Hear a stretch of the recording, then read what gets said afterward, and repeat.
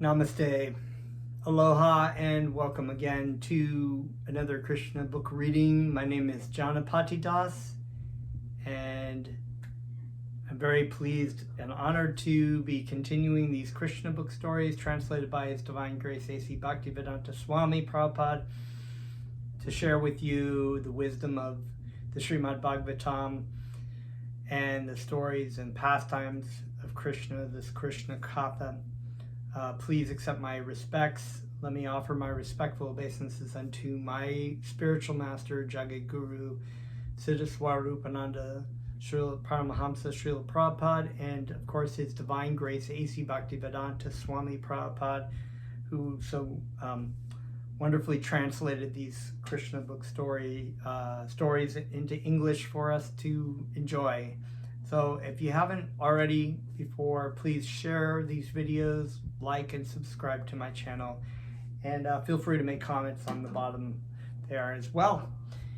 And we are going to start with the hearing and chanting of Krishna's names, which is, of course, the most important means to achieve self-realization and understanding within this age of Kali Yuga. And Lord Chaitanya Mahaprabhu, who is not different than Krishna, came in this age as a golden avatar to spread these names of Krishna for all of humanity to hear and to cherish in. So please join along. Jai Gurudev.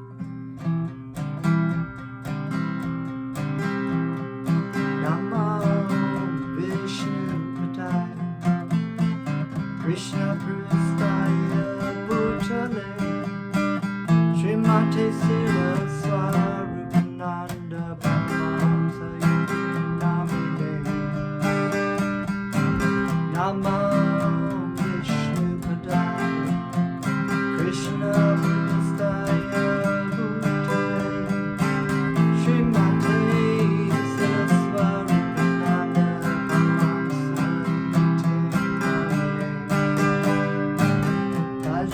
Shri Krishna Chaitanya Prabhu Nityananda Shri Advaita Gadadhar Srivasadi Gaur Bhakta-vrinda Bhaja Shri Krishna Chaitanya Prabhu Nityananda Shri Advaita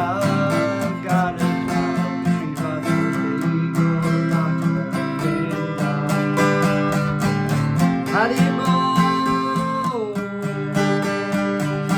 Haribol, Nitai Gaur, Haribol.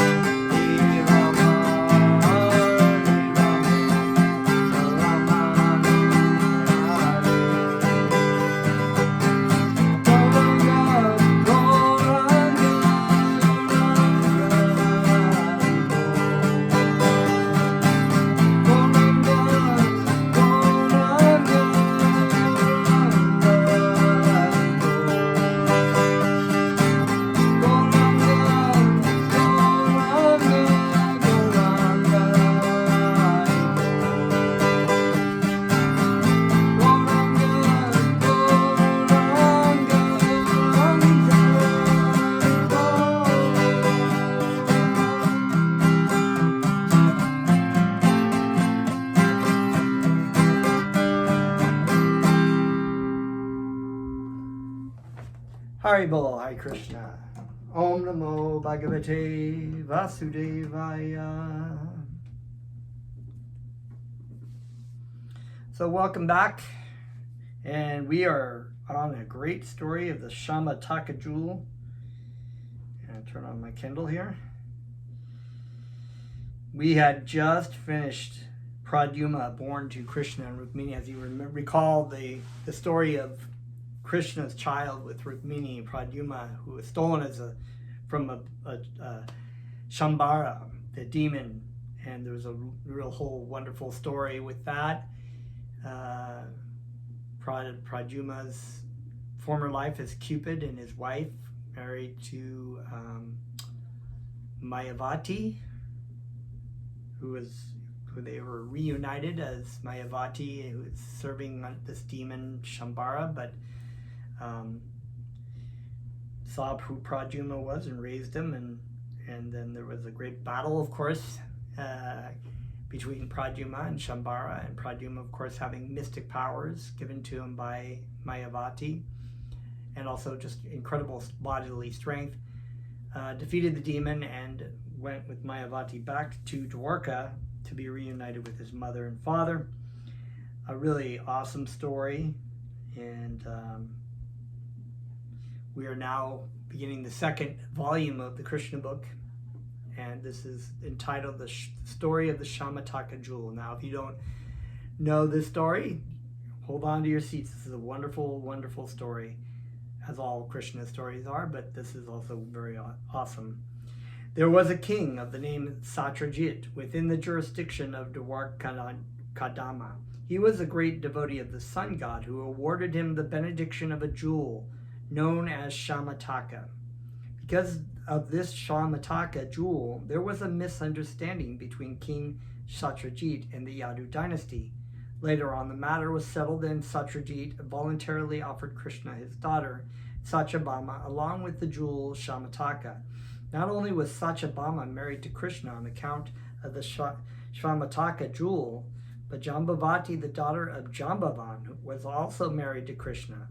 These two marriages took place before the appearance of Pradyumna, as described in the last chapter. How King Satyajit offended the Yadu dynasty and how he later came to his senses and offered his daughter and the Syamataka jewel to Krishna is described as follows. Since he was a great devotee of the sun god, King Satyajit gradually entered into a very friendly relationship with him. The sun god was much pleased with him and delivered to him an exceptional jewel known as Syamataka. When this jewel was worn by Satyajit in a locket around his neck, he appeared exactly like an imitation sun god. Putting on this jewel, he would enter the city of Dwarka, and people would think that the sun god had come into the city to see Krishna. They knew that Krishna, being the Supreme Personality of Godhead, was sometimes visited by the demigods. So while Satyajit was visiting the city of Dwarka, all the inhabitants, except Krishna, took him to be the sun god himself. Although King Satyajit was known to everyone, he could not be recognized because of the dazzling effulgence of the Syamataka jewel. Once mistaking him to be the sun god, some of the important citizens of Dwarka immediately went to Krishna to inform him that the sun god had arrived to see him. At that time, Krishna was playing chess. One of the important residents of Dwarka spoke thus: "My dear Lord Narayan, you are the Supreme Personality of Godhead. In your plenary portion of Narayan or Vishnu, you have 4 hands with different symbols: the conch shell, disc, club, and lotus flower. You are actually the owner of everything, but in spite of your being the Supreme Personality of Godhead, Narayan, you have descended in Vrindavan to act as the child of Yashoda Mata, who sometimes used to tie you up with her ropes. You are celebrated, therefore, by the name Damodar." So, this is, of course, Damodar is the name of Krishna, which is specifically in relation to that pastime of where Yashoda ties Krishna up for being naughty and breaking the pots of ghee and feeding them to the monkeys. That Krishna is the Supreme Personality of Godhead Narayan, as accepted by the citizens of Dwarka, was later on confirmed by the great Mayavadi philosophical leader Shankaracharya. By accepting the Lord as impersonal, he did not reject the Lord's personal form. He meant that everything which has form in this material world is subjected to creation, maintenance, and annihilation, but the Supreme Personality of Godhead, Narayan, does not have a material form subjected to these limitations.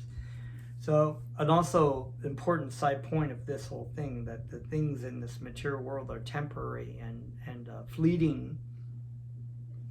We can also not subject our temporary mind and ability to comprehend things on a material level onto the Supreme Personality of Godhead, which is something that is often people try to do.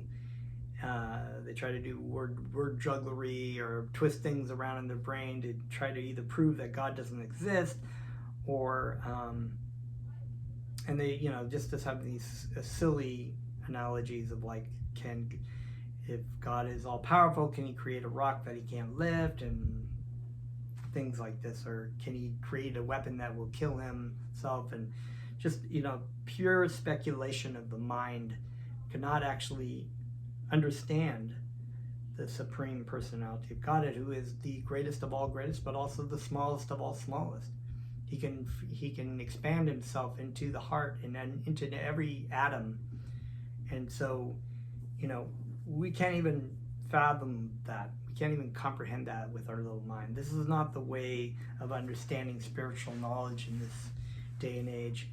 Of understanding spiritual knowledge is not the same way that you try to understand things from a materialistic point of view.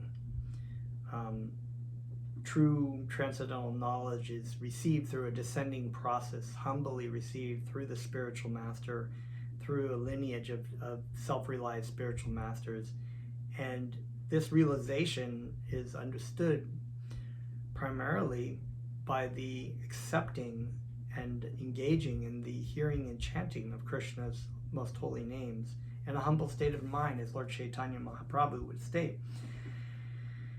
In order to convince the less intelligent class of men who take Krishna to be an ordinary human being, Shankaracharya therefore said that God is impersonal.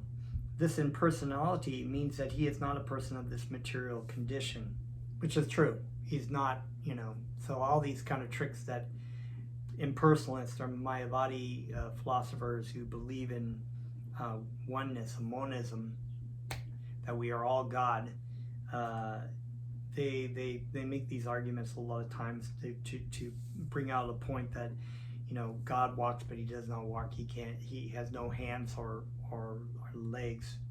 And this is a point that is brought up here by Bhaktivedanta, stating that in fact Krishna does not have material arms and legs, but he does have the spiritual form.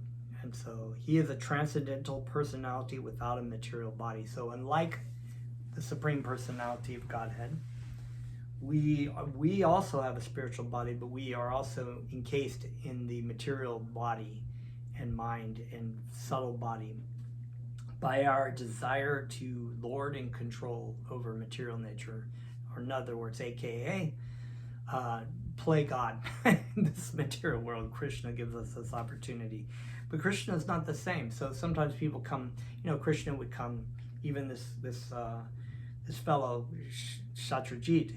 He was one of these people who didn't understand. He didn't see. He was envious of Krishna because he had this, great jewel that made money, right? And that also gave him the impression of being the sun god. But the sun god is so minuscule compared to the supremacy of the Supreme Personality of Godhead.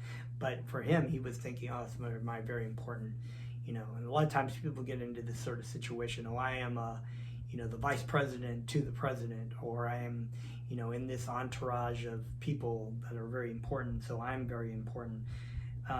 But not really in a very grand scheme of things.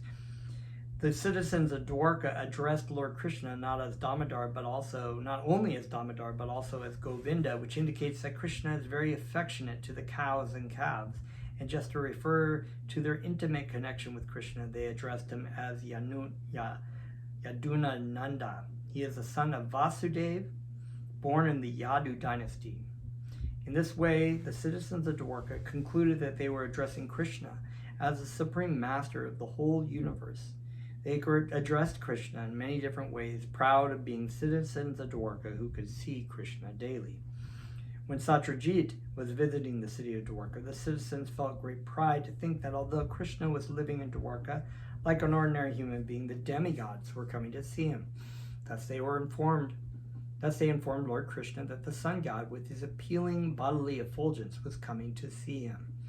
The citizens of Dwarka confirmed that the sun god's coming into Dwarka was not very wonderful because people all over the universe who were searching after the Supreme Personality of Godhead knew that he had appeared in the family of the Yadu dynasty and was living in Dwarka as one of the members of that family.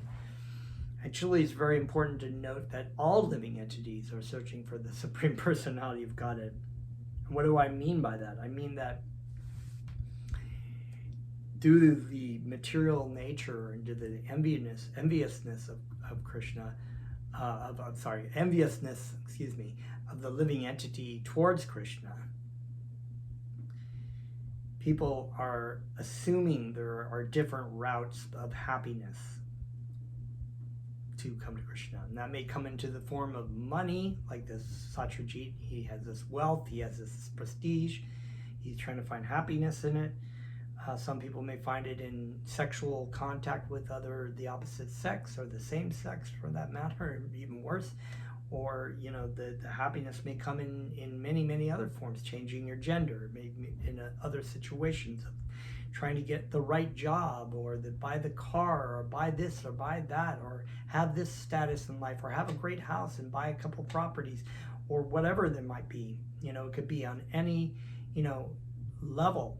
The happiness for a dung worm, a dung beetle, is to dig into a steaming hot, fresh pile of dung.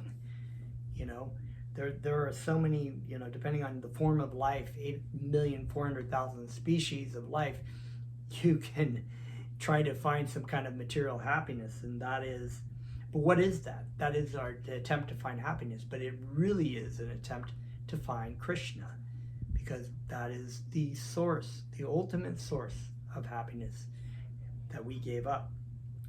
And there are many, many, many, many numerous living entities who do not leave the spiritual world out of great intelligence. Unfortunately, I was not one of them. I truly, as everybody in the material universes, thought that there was something better than Krishna. I don't know how that happened, but I'm sure trying to make that better.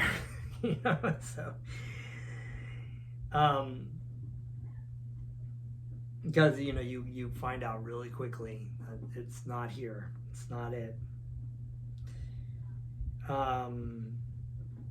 So they said, the citizens of Dwarka confirmed that the sun god's coming to Dwarka was not very wonderful because people all over the universe who were searching after the Supreme Personality of Godhead knew that he had appeared in the family of the Yadu dynasty and was living in Dwarka as one of the members of that family. Thus the citizens expressed their joy on this occasion. On hearing the statement of his citizens, the all-pervasive personality of Godhead, Krishna, simply smiled. He just smiles. He's just like, okay, yeah, I know who it is. It's funny. Being pleased with the citizens of Dwarka, so he's very loving. He's just, wonderful loving exchange with his devotees. Sometimes, it's just like a father with a child. It's kind of like the child says something and then, it's kind of silly, but, he's very sincere, but it's very cute, and there's a loving exchange there. Being pleased with the citizens of Dwarka, Krishna informed them that the person whom they could describe as a sun god was actually King Satyajit, who had come to visit Dwarka city to show his opulence in the form of the valuable jewel obtained from the sun god. So it just cuts to the chase, he came here to kind of show off a little bit of like how wonderful his gem was and get a little bit of people to, and it worked a little bit, but he's like, no, it's just King Satyajit. Satyajit, however, did not come to see Krishna. Bad mistake. He was instead overwhelmed by the jewel of the Syamataka. It's so true. People are so overwhelmed by material opulence that they do not even, they're completely in illusion about the status of their existence on this planet. of how short it can be, of how fleeting it is, and how nothing that they are striving for is really worth all the effort that they're giving towards. But it's like just being in this great trance. So this is a great analogy also. So Satyajit was overwhelmed by the power of this jewel and the prestige it brings. And so he was off showing it off. He installed the jewel in a temple to be worshipped by the Brahmanas. He engaged for this purpose. So a true Brahmana is the knower of Vedic knowledge. So if a Brahmana was not these kind of Brahmanas are not really intelligent. They're a little bit less intelligent to be able to not understand that this is a waste of time. This is an instance of a less intelligent person worshiping a material thing. Everybody's problem in this material world. In the Bhagavad Gita, it is stated that less intelligent persons, in order to get immediate results from their fruitive activities, worship the demigods who are created within this universe. The word materialist means one concerned with gratification of the senses within this material world. So it's kama, desire, right? Or there's economic development and sense gratification, or one of the four. Trying to think of the Sanskrit word of that, but I don't really remember it. But it's basically the four regulations in the material world. Although Krishna later asked for the Syamataka jewel, King Satyajit did not deliver it to him, but he installed the jewel for his purpose of worship. And who would not worship that jewel? The Syamataka jewel was so powerful that it was daily producing a large quantity of gold. A quantity of gold is counted by a measurement called a bara. According to Vedic formulas, 1 bara is equal to 16 pounds of gold.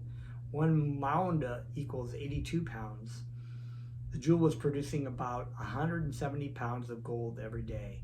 Besides that, it is learned from the Vedic literature that in whatever part of the world this jewel is worshipped, there is no possibility of famine. Not only that, but wherever the jewel is present, there is no possibility of anything inauspicious, such as pestilence or disease. But the funny thing is that when Krishna is present, the same things happen, Lord Krishna wanted to teach the world that the best of everything should be offered to the ruling chief of the country. King Ugrasena was the overlord of many dynasties and happened to be the grandfather of Krishna. And Krishna asked Satyajit to present the Syamataka jewel to King Ugrasena. So Krishna was basically playing out the Vedic regulations in this system of giving offering respect to a Vaishnava king. And in this case, it was a devotee King Ugrasena, because you could have just offered it to Krishna, but you offered to the devotee of Krishna, King Ugrasena.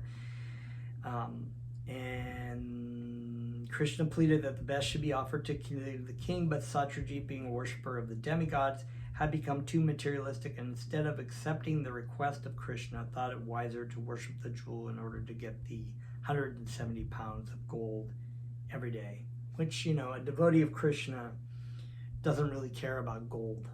It's like gold is just like the same difference as stool to him.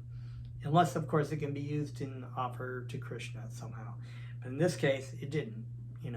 Satyajit rejected the request of Krishna. It's really stupid, basically.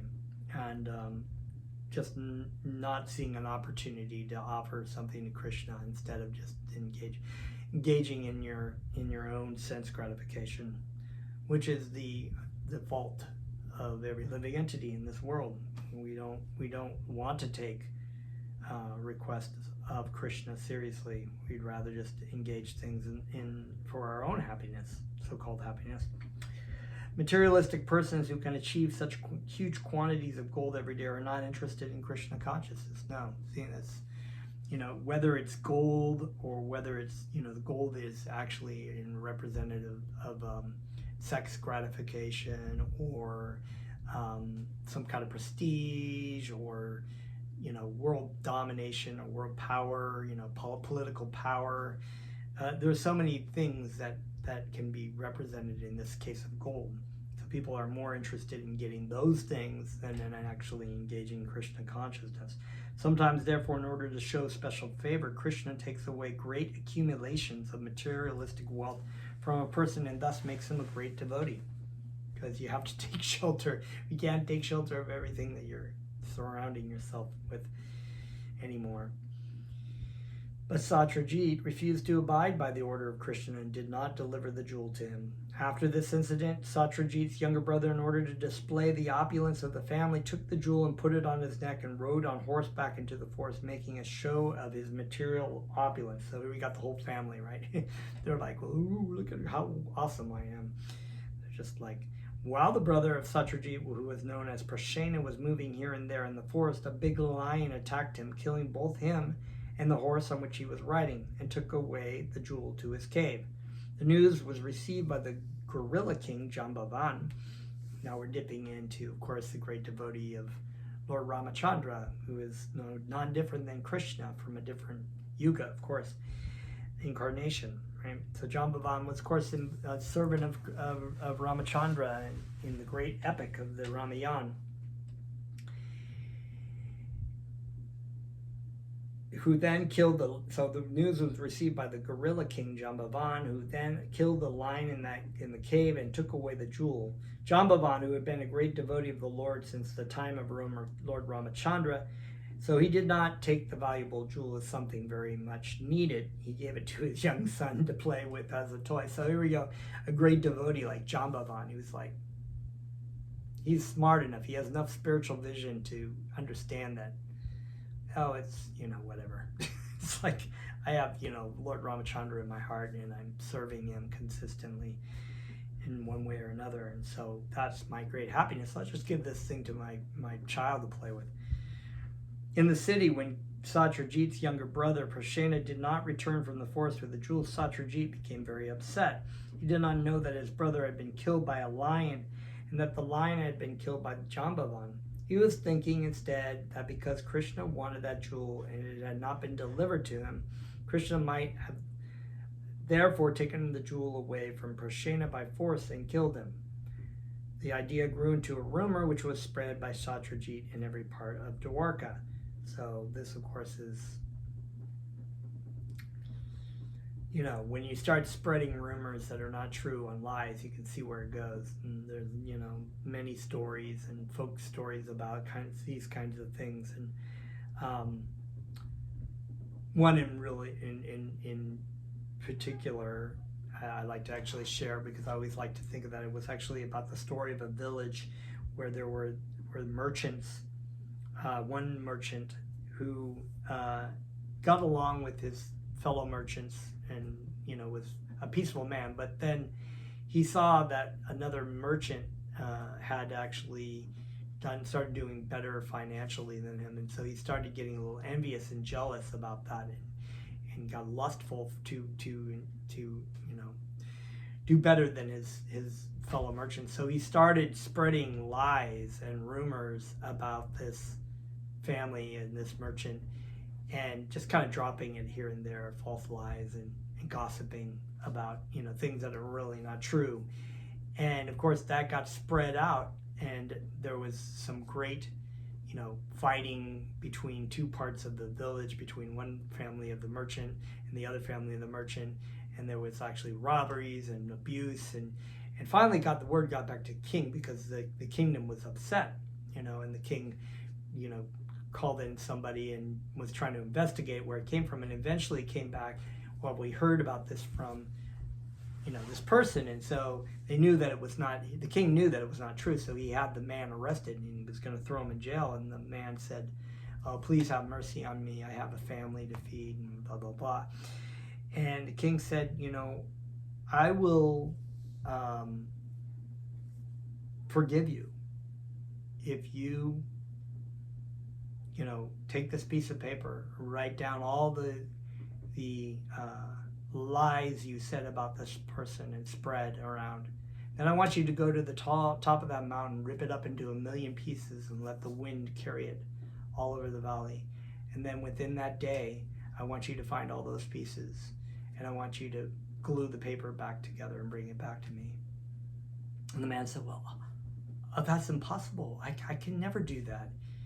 He said, He said that it is infinitely more possible for you to do that than to repair the damage that you've done to this kingdom.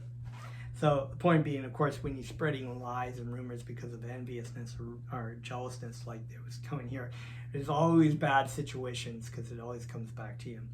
So here Satyajit, of course, was spreading this rumor that it was made up in his mind, like, oh yeah, Krishna wanted the jewel, so he probably took it, not even really trying to investigate what was going on, really. But so the false rumor that Krishna had killed Prashena and had taken away the jewel was spread everywhere like wildfire. There you go. So everybody's telling, oh, I heard Krishna and he did this, and so the whole, it's kind of causing problems. Krishna did not like to be defamed in that way, and therefore he decided that he would go to the forest and find the Syamataka jewel, taking with him some of the inhabitants of Dwarka. Along with important men of Dwarka, Krishna went to search out Prashena, the brother of Satyajit, and he found him dead, killed by the lion. At the same time, Krishna also found the lion which had been killed by Jambavan, who is generally called by the name Riksha.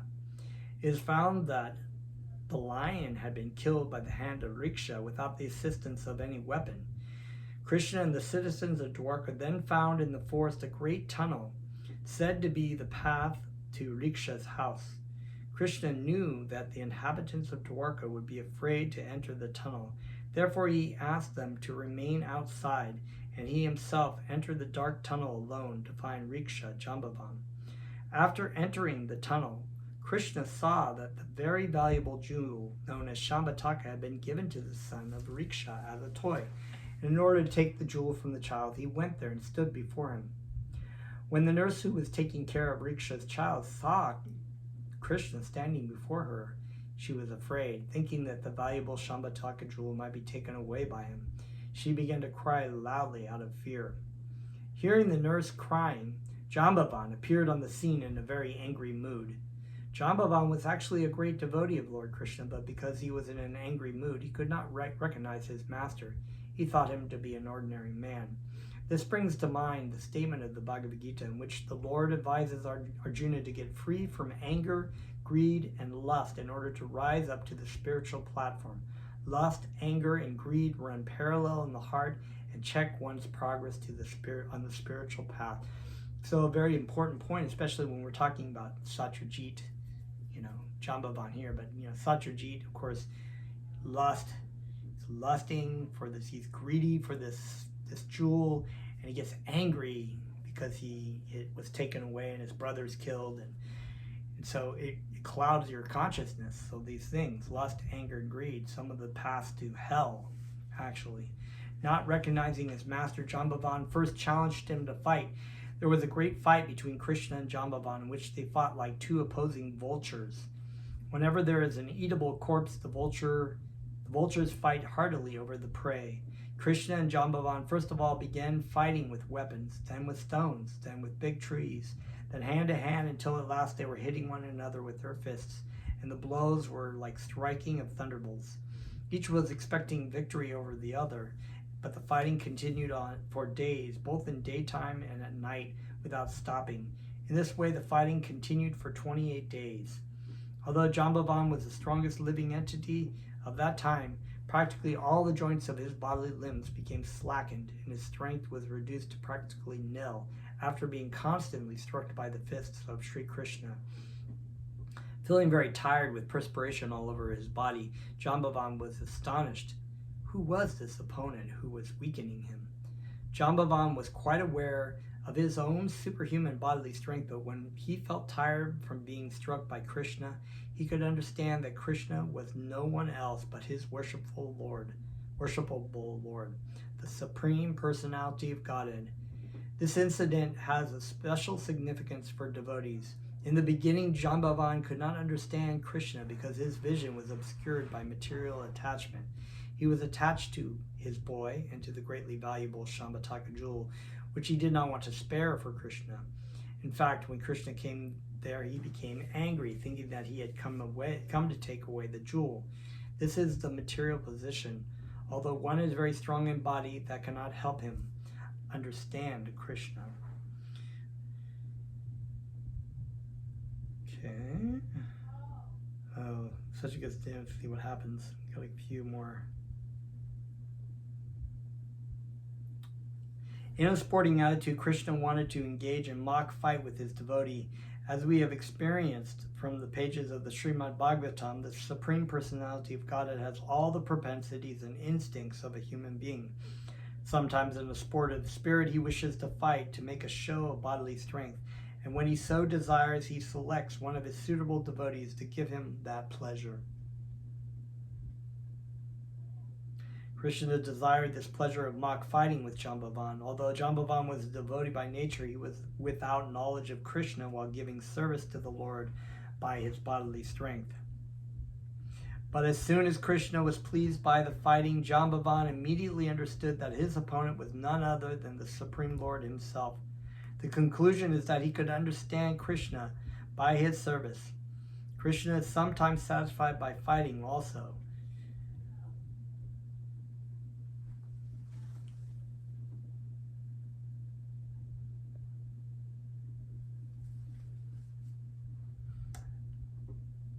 So anyway, I'm going to get, this is a great story. There's more to this, actually. I was thinking I could read the whole story, but I'm going to actually stop there, and we'll have a second part of the story next time. Wonderful, wonderful messages, especially this main message of the desires to own and control material enjoyment, and how the side sort of things that come along with that, lust and greed and anger and hatred. And you wonder why it is that why we have so many problems in this world. So thank you very much. And I'm just trying to figure out where I put my pick, but oh, here it is. Let's chant a little bit.